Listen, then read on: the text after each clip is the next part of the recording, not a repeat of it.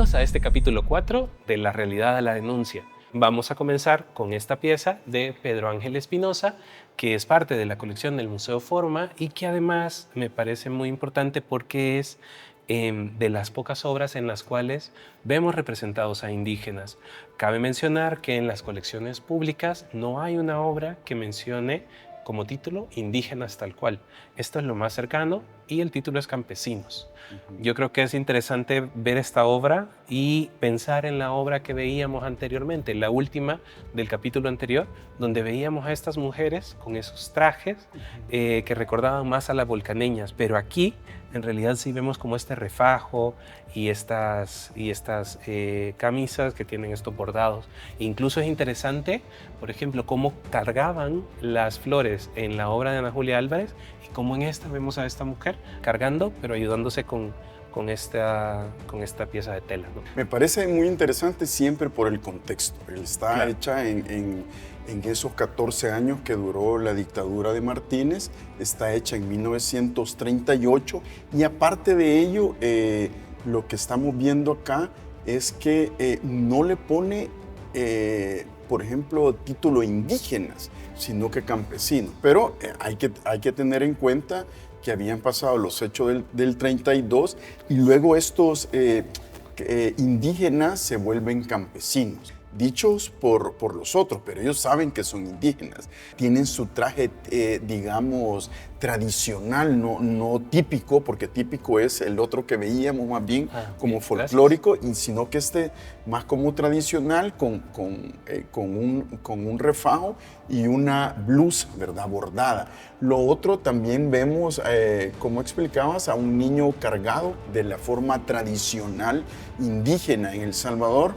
Me encanta porque siempre hemos aprendido que luego de 1932 los indígenas desaparecieron, pero eso es una falacia. En realidad no desaparecieron, existen todavía hoy en día muchas comunidades indígenas y población indígena en El Salvador, pero hacia 1938 todavía hay una representación muy importante. Bien. Entonces yo creo que es importante porque es la mirada de Pedro Ángel Espinosa ya al indígena salvadoreño. O sea, ya no quitamos de ver aquellas obras en las cuales nos mostraban espacios europeos o espacios al interior, sino que esto más bien parecen espacios al exterior y que está la dinámica del trabajo, la dinámica de la sociedad, una dinámica obviamente social, económica, y hay una impronta política también, porque la impronta política es: hey, aquí están, ¿verdad? Estos no han desaparecido. O sea, vamos viendo que de repente que hay una negación de lo indígena,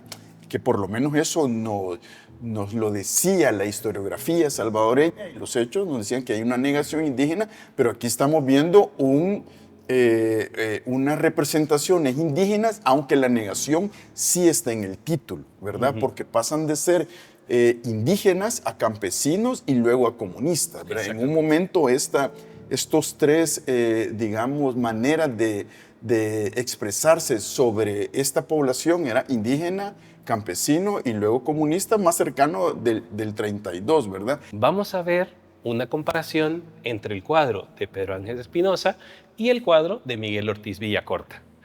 Fíjense cómo vemos retratadas a las mujeres, como en el primero tenemos un refajo y una blusa bordada, y como en el segundo nos encontramos una falda más cercana a las que veíamos en la obra de Ana Julia Álvarez, más cercana a una volcaneña. Sin embargo, la idealización que veíamos en Ana Julia Álvarez ya no la encontramos en esta obra de Villacorta.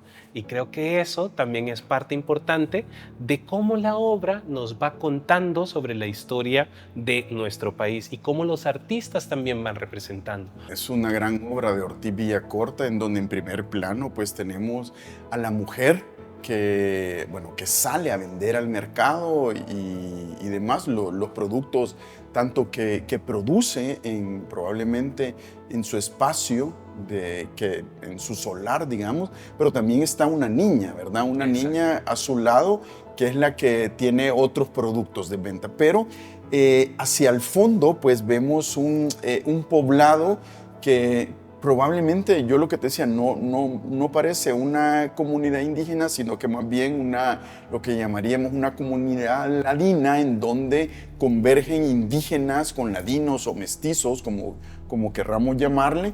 Y bueno, podemos tener la vida cotidiana de ese espacio que está entre montañas y bajo un árbol que yo viéndolo un poquito así desde afuera parecería un conacaste, pero no me crean. Entonces es interesante también ver las edificaciones que parecen ser de adobe, los techos de teja con 2 aguas. Este es interesantísimo porque casi no se ve, aunque sí existe, ¿verdad? Bueno, Ortiz Villarcorta tiene cuadros pequeños, pero también tiene bastante producción en formatos más grandes. Es interesante también ver el hecho del impresionismo, que sigue siendo una influencia importante. Vemos la mancha, vemos las texturas, vemos cómo hace parte pues, ya de la manera de pintar de los artistas en esta época. Sí. Una escena de campo que nos cuenta un poco la historia, que contrasta con el cuadro anterior, que también nos habla del trabajo, que es básicamente el tema del siguiente cuadro.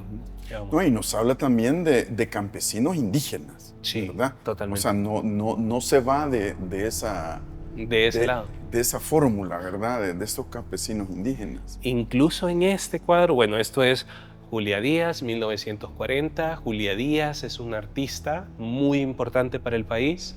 Ella fue de la primera generación de alumnos de Valero Lecha, que es Noé Canjura, Raúl Elas Reyes y Julia Díaz. Esto probablemente de la época de cuando era estudiante de Valero Lecha. Y aquí vemos otra representación del trabajo. Ahí esta representación del trabajo también es bien interesante porque a diferencia de Ana Julia Álvarez o Villacorta, sí se ve un esfuerzo, sí vemos como este sol, sí se ve como una escena bastante cálida, bastante cansada. Otra cosa interesante para mí es el tema de los pantalones blancos, porque recuerdan a estos pantalones de manta, que como bien decías, no solamente es la representación de este campesino indígena o indígena campesino, que en este caso pues están trabajando pues un camino, una calle, ¿no? Aquí, como decía, hay una impronta política, hay una impronta social, económica y étnica, si queremos ver, o sea, son los mismos, o sea, son los trabajadores, campesinos, de ascendencia indígena probablemente, que están haciendo los trabajos más duros. Así como vemos a este hombre trabajando, así como vemos esta vestimenta, vamos a pasar a la siguiente obra, que es de Noé Canjura, también alumno de Valero Lecha, más o menos de la misma época, este es del 41, que se llama Crepúsculo.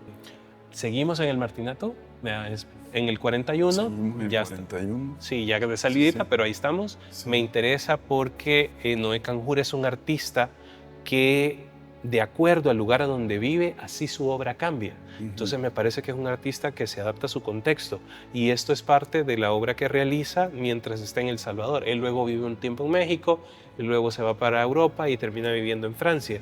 Y esta pintura me parece que es más de la época del Salvador. Me interesa porque estamos a finales del Martinato, estamos viendo representado un crepúsculo. A diferencia de todo lo demás que hemos visto, no es un verdor, no es un follaje tropical como lo que hemos estado viendo, sino que en realidad es un poco más árido y eso también me parece como bien interesante por el contexto político en el que estamos. Sí, porque volvemos a lo mismo, la denuncia, el campesino, ¿verdad? En este caso salvadoreño, viendo a través de las montañas, ese crepúsculo, eso, como pensando, bueno, ¿qué es lo que va a venir, verdad? O sea, hay un halo de esperanza o no, o para nosotros, ¿verdad? Probablemente, yo creo que muchos de los campesinos de nuestro país siguen viéndose así, siguen viendo hacia ese crepúsculo. Me parece como verlos, como que estuviera en una parte de los nonualcos. Yo también pensaría que él quiso hacer una representación del Cerro Tacuacín, que es un cerro mítico porque es ahí donde se escondía... ¿Quién? Feliciano Ama. Feliciano Ama. Gran examen. Feliciano Ama, ¿verdad? Entonces sí me parece que como que si fuera el Cerro Tacuacín visto desde el norte. Estamos hablando de una época que como bien has dicho, ha habido una persecución a los campesinos por la matanza del 32, ha habido este cambio o sinónimo entre campesino, comunista e indígena, y en los documentos oficiales del 32 en realidad se persigue a los comunistas. El problema es que estas tres palabras se vuelven sinónimos. Sí. Entonces es interesante que sea este espacio tan importante para la comunidad indígena la que hemos podido reconocer. No sabemos si es una interpretación de nosotros, pero que nos recuerda a, ¿verdad? Y eso también me parece bien importante. De todas maneras, la parte vinculada con los indígenas tiene mucho sentido porque vamos con la obra que justamente está perdida. Ajá. Esta obra se llama El Cristo Indio o El Cristo del Maíz. Hay un texto de la exhibición de Noé Canjura donde se menciona que gana un premio en 1943 la obra El Cristo Indio. Lo interesante de esto es que vemos a un indígena, de nuevo, la vestimenta nos lo indica, el color de piel, a pesar de que esté en blanco y negro. Indígena, ¿verdad? Exacto. Con su... ¿cómo se llama? La red con maíz. La red con maíz, sí. Exacto. Y además crucificado. El maíz doblado acá, ¿verdad? Oh, mira. La recolección. Y en esa pose crucificado, o sea, hay una denuncia acá para la población que está más excluida en El Salvador, en este caso las poblaciones rurales, ¿verdad? Tanto hombres, mujeres y niños, claro. Y que lo sigue siendo así, y que también esta representación es fantástica. Lástima, no tenemos la obra original, ¿verdad? Pero sí podemos entender, ¿verdad? Cómo Canjura nos quiere expresar a través de lo que él ve en el campo, a través de lo que él ve en estas comunidades rurales, de cómo vive la gente y, digamos, con dos imágenes podemos ir entendiendo la narrativa que él quiere dar. A mí lo que me parece interesante también es ver cómo hacia finales del Martinato ya vemos un crepúsculo, ¿verdad? Y cómo en una época donde se pensaba que no había obra de denuncia, encontramos obra de denuncia. Esa es una gran obra de denuncia, gran obra de denuncia que, digamos, quizás es la obra de denuncia, por lo menos en lo que hemos visto ahorita, más importante, ¿verdad? Sí. Yo sé que luego vamos a ver muchísima denuncia y recordaré el crucifijo de algunos otros autores, pero ya son en los años 60, cuando ya hay un apogeo de todo ello, ¿verdad? Y en los 80. En los 80, ya no se diga. Pero para 1943 es una obra de gran denuncia que, pues, creo que la deberíamos de tener en El Salvador, o por lo menos una imagen más que una impresión digital en blanco y negro, ¿verdad? Eso sería lo ideal, sí, pero también es importante evidenciar esto, evidenciar la denuncia, evidenciar el compromiso político de los artistas,